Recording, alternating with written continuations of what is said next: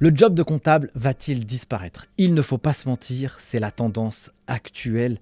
Ça fait des années que je suis au cœur du réacteur dans le monde de la comptabilité et de la gestion et j'ai vu le job évoluer doucement mais sûrement. Le progrès technique, il a un impact considérable dans le métier de la comptabilité. Il va détruire, et comme il l'a fait depuis des années, il détruit des jobs ou des tâches ou des compétences à faible valeur ajoutée pour se concentrer sur des tâches à plus haute valeur ajoutée. Avec la digitalisation et l'automatisation de la compta, on est dans cette direction. Dans cette vidéo, je vais vous donner les 4 grandes étapes pour avoir un profil irrésistible sur le marché de l'emploi en comptabilité et gestion, et je vais vous donner mon avis sur les compétences que vous devez mobiliser pour avoir un job bien payé, profondément utile, demandé par les entreprises et qui sera intéressant intellectuellement. Si vous arrivez pour la première fois sur cette chaîne YouTube, je m'appelle Nicolas. Ici, on parle de comptabilité, gestion. On s'inspire et on se conseille à la fois pour avoir les meilleurs diplômes de la filière, mais aussi des compétences qui sont demandées par les entreprises. Si vous souhaitez débattre avec moi sur cette vidéo, direction la barre des commentaires. Si ça vous a plu, n'hésitez pas évidemment à me le dire. Likez, ça fait toujours plaisir. Et moi, je n'ai qu'une seule chose à vous dire. Eh bien, c'est parti!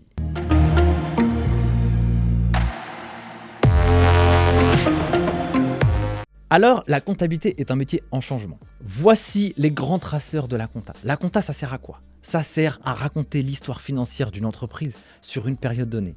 J'ai acheté, j'ai vendu, j'ai embauché, j'ai payé mon fournisseur, j'ai reçu de l'argent de la part de mes clients, j'ai payé l'URSSAF, pour ne citer que ça. La compta, ça va être l'organisation qui va pouvoir permettre de classer toutes ces informations que je viens de lister sous un format traditionnel, global, connu de tous, qui permettra d'avoir le bilan et le compte de résultats. Voici comment ça se passe aujourd'hui quand on traite la comptabilité de manière digitale. Vous recevez une facture de la part d'un fournisseur. La facture arrive sur votre boîte mail. Quand elle arrive sur votre boîte mail, qu'est-ce que va faire le comptable ou vous-même si vous êtes entrepreneur? Eh bien, il va prendre cette facture, il va l'envoyer dans un logiciel de comptabilité. Le logiciel, qu'est-ce qu'il va faire? Il va reconnaître le fournisseur, il va reconnaître la facture, il va reconnaître le type de prestation et il va aller préenregistrer cette facture à votre place. Et la personne, qu'est-ce qu'elle devra faire? Elle devra juste contrôler que l'écriture comptable est juste, ou alors si c'est une facture qui vient d'arriver et qui est toute nouvelle, eh bien, donner l'information à l'outil que lorsque cette facture reviendra un jour, eh bien, il faudra utiliser telle codification, imputation comptable. C'est comme ça que ça marche aujourd'hui. Donc si vous avez un volume de 1, 100 ou 1000 factures, la comptabilité devient de plus en plus facile. Mais le job de comptable aujourd'hui, en tout cas comme on le connaît, il est plus axé, ou dans la logique de ce qu'on pourrait croire, sur l'enregistrement, sur la saisie des écritures comptables. Si l'outil fait ça à la place des gens, qu'est-ce qui se passe pour les gens? Ils n'ont plus de travail. Et donc, ils doivent se concentrer sur des compétences à haute valeur ajoutée. Donc, dans les étapes que je vais vous donner pour que vous puissiez avoir un profil ultra classe, ultra ouf sur le marché de l'emploi, il faut respecter ces 4 grandes préconisations que je vous donne aujourd'hui. 1. Il faut avoir des grandes compétences techniques, des compétences techniques fortes. Évidemment, naturellement, en compta, mais il faut avoir des compétences en finance, en contrôle de gestion. Pourquoi ces éléments-là? Parce qu'une fois que la comptabilité est traitée, qu'est-ce qu'il faut? Il faut l'analyser, il faut apporter des diagnostics, il faut optimiser l'entreprise. La finance, vous allez faire quoi? Vous allez analyser les informations qui viennent de la compta de manière haute. Quel est le résultat? Quels sont les grands indicateurs financiers? La valeur ajoutée, le BE, comparer ces indicateurs financiers avec l'entreprise par rapport à l'année précédente, par rapport à la période précédente, par rapport aux entreprises du même secteur, par exemple. Ça vous donne une information sur la performance de la boîte, par exemple, sur une période donnée. Le contrôle de gestion, il ira plus dans une version beaucoup plus détaillée. Qu'est-ce qu'on va faire? Si je prends un exemple concret, vous avez le service commercial qui envoie des devis à des clients. Chaque commercial va envoyer 10 devis. Le commercial numéro 1, il y a 4 devis qui reviennent signés, donc un taux de transformation de 40%. Le commercial numéro 2, il y en a un devis signé sur 10 envoyés. Donc lui, il a un taux de transformation de 10%. Vous analysez ça en gestion, par exemple. Comment ça se fait qu'il y en a un qui est plus performant que l'autre? Eh bien, on peut se poser la question. Comment je vais faire pour résoudre ce problème ou pour aider celui qui a 10% à augmenter au niveau de 40%. Ou alors comprendre la recette de celui qui arrive à avoir un taux de transformation de 40%. Est-ce qu'on doit améliorer les process? Est-ce qu'on doit former les collaborateurs? Est-ce qu'on doit changer le design des propositions commerciales? Est-ce qu'il y en a une qui est claire et l'autre qui ne l'est pas? Bref, vous avez tout un tas de choses qui peuvent être mises en place pour optimiser ce taux. Parce que si vous avez optimisé ces process, eh bien globalement, vous allez retraduire ça, avoir le résultat dans les chiffres de la boîte. Normalement, vous devriez avoir un niveau de chiffre d'affaires qui est plus important si vous avez pu améliorer les process en amont. Autre exemple que je peux vous donner, vous avez des factures qui sont impayées. Comment ça se fait que vos factures sont impayées? Ça veut dire que vos clients, ils sont pas solvables. Ça veut dire que vos clients, ils ne sont pas, entre guillemets, de bonne qualité. Et donc, vous, entreprise, eh bien, vous avez un impact négatif sur votre trésorerie. Vous avez fait un job et vous n'avez pas le cash derrière. Ça va pas. Le cash dans une boîte, c'est le poumon. Sans cash, elle est morte. Donc, ce qu'il faut faire, c'est que, par exemple, aider les commerciaux à diagnostiquer les clients, par exemple, pour avoir leur bilan, leur compte de résultat. Peut-être leur demander des acomptes pour que l'entreprise puisse travailler avec l'argent du client et non pas le sien. Donc ça peut être des choses qui sont utiles. Donc vous avez fait la compta, ensuite vous allez sur la partie finance et vous allez sur la partie gestion pour améliorer les process. Ça, c'est la première partie de l'histoire. Mais c'est pas suffisant. Vous avez les diplômes de la filière de l'expertise comptable qui sont des diplômes qui sont très techniques. Et pourquoi moi je milite carrément pour ces diplômes-là, c'est que dans ces diplômes, vous avez du juridique. Dans la vraie vie d'une entreprise, un entrepreneur se pose rarement la question de comment on enregistre une écriture comptable. Il s'en fout un peu. Lui, ce qu'il veut, c'est lorsqu'il a une boîte et sa boîte, elle fait du bénéfice, qu'est-ce qu'il va en faire de cet argent? Est-ce qu'il l'investit? Est-ce qu'il crée une holding?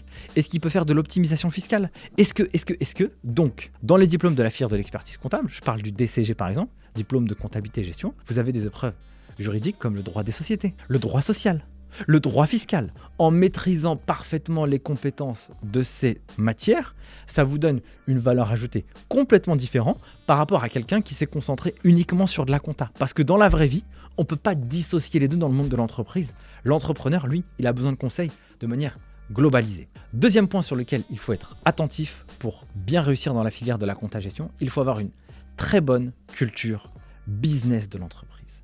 Il faut avoir une vision à 360 de comment fonctionne une boîte. Si vous ne savez pas comment fonctionne une boîte, comment vous allez pouvoir conseiller votre entreprise? Je vous donne un exemple personnel. Lorsque j'ai été contrôleur de gestion à l'âge de 22 ou 23 ans, je ne comprenais rien à l'activité de l'entreprise. Je ne me posais même pas la question. J'avais des budgets à faire, je ne regardais que des chiffres, je ne comprenais pas l'activité de la boîte. Quel était mon impact pour l'entreprise? Je n'étais qu'un compilateur de chiffres et de dire ce que les chiffres racontaient. Exemple, une entreprise a vendu tant de voitures et nous avions budgété tant de voitures. Eh bien, bonjour monsieur le directeur, je vous présente les chiffres de l'année ou je vous présente les chiffres du mois. Sur le budget, on avait prévu 7500 voitures. En fait, on en a fait 7400. Et donc, la différence de chiffre d'affaires entre ce qu'on a prévu et ce qui est maintenant, eh bien, elle est de, je sais pas moi, 500 000 euros. Et le directeur, qu'est-ce qu'il fait lui? Mais pourquoi on a vendu? Quel type de voiture on a vendu ou on n'a pas vendu, Nicolas? Eh ben moi, j'en savais rien. Je savais même pas répondre à la question. Parce que j'avais pas de culture business. Je ne savais même pas comment l'entreprise vendait les véhicules. À quelle typologie de clients? Qu'est-ce que les clients demandaient? Et donc pour moi, ça ne me permettait pas d'apporter un diagnostic utile pour le dirigeant. Heureusement que lui, il faisait ça de son côté. Mais ce n'est pas l'objectif que lui le fasse. C'est que des gens compétents puissent le faire à sa place. Et si on ne sait pas comment ça fonctionne, eh bien on ne peut pas avoir un impact sur le chiffre d'affaires, sur le budget marketing, sur le budget des RH, sur tous les départements de l'entreprise. Donc la culture business, c'est hyper important parce que ça permet de faire des bonnes recommandations. Autre chose que vous pouvez faire aussi dans cette culture de l'entreprise, c'est vous êtes sur un secteur d'activité, c'est aussi intéressant de s'intéresser à d'autres entreprises du même secteur d'activité et de pouvoir aller rechercher les informations financières de ces entreprises et de les comparer avec les vôtres. Cet impact et ce travail-là, il est considérable parce que vous allez apporter du feedback et du retour concret à l'entrepreneur sur ce qui se passe à côté. Exemple, si vous dites qu'un indicateur financier chez vous, par exemple, je prends l'EBE, l'excédent brut d'exploitation. Schématiquement, c'est quoi? C'est le chiffre d'affaires, moins les achats faits aux fournisseurs, moins les impôts et taxes, moins les charges de personnel, dans une version traditionnelle. Simple. Ça vous donne un montant. Et imaginons que dans votre entreprise, ce ratio, l'EBE, il est de 40% du chiffre d'affaires. Mais que chez vos petits camarades d'à côté, il est de 60% du chiffre d'affaires. Vous voyez que votre indicateur, il est moins bon que ceux d'à côté. Pour quelle raison? Et c'est là où vous pouvez aller creuser. Ensuite, regardez, est-ce que vous achetez trop? Est-ce que vous vendez pas assez cher? Est-ce que vous avez trop de personnel? Etc., etc. Et donc, ça vous permet de proposer des solutions pour aider l'entreprise à progresser. C'est ça qu'on va demander. On ne verra plus le comptable comme un comptable, mais plutôt comme un conseiller, comme un consultant. Prenez le mot que vous souhaitez, mais en tout cas, l'idée, c'est que vous puissiez apporter des solutions, non plus être compilateur de chiffres, mais vous avez fait la saisie, vous avez enregistré les informations financières. Qu'est-ce que vous allez en faire maintenant? C'est du conseil que vous devez apporter. Troisième point, vous devez vous éduquer de manière simple sur l'ensemble des départements de l'entreprise. Vous devez savoir comment fonctionne la vente dans une boîte. Vous devez savoir comment fonctionne le marketing dans une boîte. Vous devez savoir comment fonctionnent les process de recrutement dans une boîte. Vous devez savoir comment on fait un produit dans une boîte. Vous devez savoir comment on gère le juridique et les conflits dans une entreprise. Car tout ce qui va se passer dans ces services aura un impact sur les chiffres de l'entreprise. Et si vous souhaitez apporter du conseil aux entreprises, eh bien vous devez comprendre ce qu'ils vivent dans tous les départements. Et si vous souhaitez faire progresser des services, vous devez parler le même langage que le directeur commercial, le directeur marketing, le responsable RH, le responsable produit, etc. Pour que vous puissiez collaborer avec lui. Non pas parce que vous êtes expert du domaine, mais vous pouvez challenger avec un œil aguerri. Je vous donne un exemple concret. Chez les Geeks des chiffres, on a une école en ligne qui forme les étudiants au diplôme de comptabilité et gestion. Le site internet, je ne suis pas un marketeur, j'ai pas fait de formation marketing. Moi, j'ai fait de la compta, de la finance, de la fisca et tout le tralala. Par contre, le site internet, on l'a réfléchi d'une telle manière avec une première version.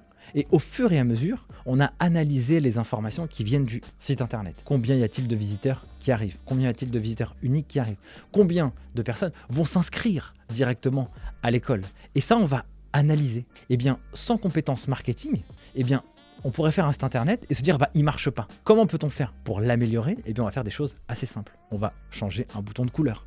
On va changer un titre, on va changer des images, on va changer du texte. Et au fur et à mesure, ça va améliorer soit le pourcentage d'inscrits dans l'école, etc. Et bien, sans connaissance marketing, on ne peut pas faire ça. Et donc, c'est important que si vous êtes un comptable dans une TPE ou dans une PME, il n'y a pas 1000 personnes qui vont faire la gestion et la finance. Eh bien, si vous avez un peu de temps, vous pouvez aller bosser avec la personne qui travaille en marketing pour essayer de challenger ces informations et travailler en co-construction. Parce que l'analyse par les chiffres, ce n'est pas forcément intuitif pour tout le monde. Et comme tout ce qui va se passer dans l'entreprise aura un impact, chaque action ou chaque événement aura un impact sur les chiffres. Donc, une vente aura un impact sur le chiffre d'affaires, donc une information chiffrée. Une embauche aura un impact sur les charges de personnel, donc un événement chiffré. Si vous êtes une entreprise et vous prenez la prestation d'un freelance pour faire une prestation marketing, un montage vidéo, l'utilisation de la prestation va générer certainement de la visibilité pour l'entreprise, mais cette visibilité, elle aura un coût. Il aura fallu rémunérer le freelance pour qu'il puisse réaliser son job. Quatrième point, il va falloir se former à la communication. Savoir parler, transmettre ses idées, convaincre, discuter, échanger, accueillir les informations qui viennent de la part de tout le monde. C'est extrêmement puissant comme compétence. Si vous êtes en entreprise, vous allez interagir avec des dirigeants, avec votre dirigeant, des directeurs, vos collègues. Tout cela, vous allez forcément échanger avec eux parce que vous avez un lien avec la comptabilité et que toutes ces personnes ont un lien avec la comptabilité, que ce soit pour valider des devis, payer des factures, avoir des informations financières, participer à des réunions budgétaires par exemple. Et si vous êtes un mauvais communicant, vous n'obtiendrez pas les informations de leur part pour faire correctement votre travail. Si vous bossez en cabinet, c'est encore pire. En cabinet, vous êtes un collaborateur, un chef de mission. Et là, vous avez 10, 20, 30 entrepreneurs avec des histoires différentes. Certains, ils ont des boîtes qui vivotent, ils sont mariés, ils ont des enfants, peut-être qu'il y en a, ils sont en instance de divorce, peut-être qu'il y en a qui ont des décès. Bref, des gens qui sont dans la vraie vie. Et vous, si vous bossez en comptabilité et que vous avez le malheur d'avoir oublié de faire la déclaration de TVA, de payer l'impôt en temps et en heure et qu'il y a une pénalité de retard, là, vous avez la décharge émotionnelle de l'entrepreneur qui va s'abattre sur vous et vous aurez les foudres. Et donc, si vous ne savez pas bien communiquer avec lui, vous ne saurez pas le rassurer, vous ne saurez pas le tranquilliser, vous ne saurez pas comprendre son problème et vous le prendrez certainement pour vous en disant que l'entrepreneur, de toute façon, il comprend rien, il sait pas c'est quoi la compta et les chiffres. Il s'en fout. C'est pas ça son problème. Le comptable qui aura travaillé sur ces 4 grandes thématiques, les fortes compétences techniques, la culture business à 360 degrés de l'entreprise. Savoir s'éduquer à minima sur toutes les compétences de la boîte pour pouvoir échanger et comprendre les autres. S'éduquer sur la communication et se former, ça vous garantira une place en or dans les entreprises. On recherche aujourd'hui des personnalités. On recherche des gens qui apportent de la valeur à la boîte et qui vont rassurer et décharger toute la charge mentale, administrative, comptable et financière des entreprises et des entrepreneurs.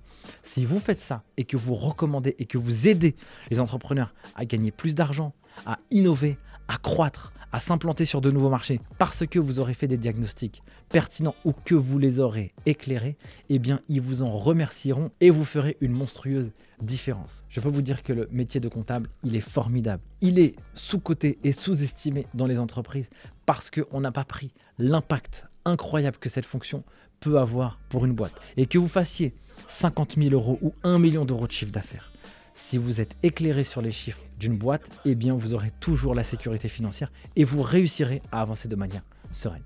Voilà pour cette vidéo, j'espère qu'elle vous a plu. N'hésitez pas à débattre directement en commentaire. Je me ferai un plaisir de pouvoir débattre, échanger et lire tout ce que vous allez écrire en dessous de cette vidéo. Si vous êtes arrivé ici, c'est que vous avez été aussi très motivé. Si vous souhaitez performer en comptabilité, eh bien, nous avons une école en ligne qui s'appelle Les Geeks des Chiffres qui forme n'importe qui au meilleur diplôme de la filière de l'expertise comptable. Donc, vous avez tout ça en barre d'infos ainsi que plein de ressources gratuites. Sur ce, je vous dis à très vite. Prenez soin de vous. Ciao!